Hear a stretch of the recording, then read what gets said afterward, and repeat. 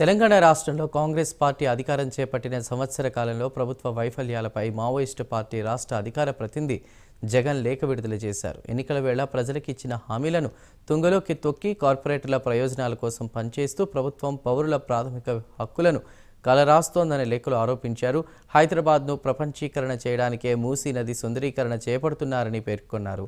హైడ్రా వంటి ప్రత్యేక విభాగాలను ఏర్పరిచి వాటికి ప్రత్యేకమైన అధికారాలు కట్టబెట్టి బుల్డోజర్ల పాలన సాగిస్తున్నారని ఆరోపించారు.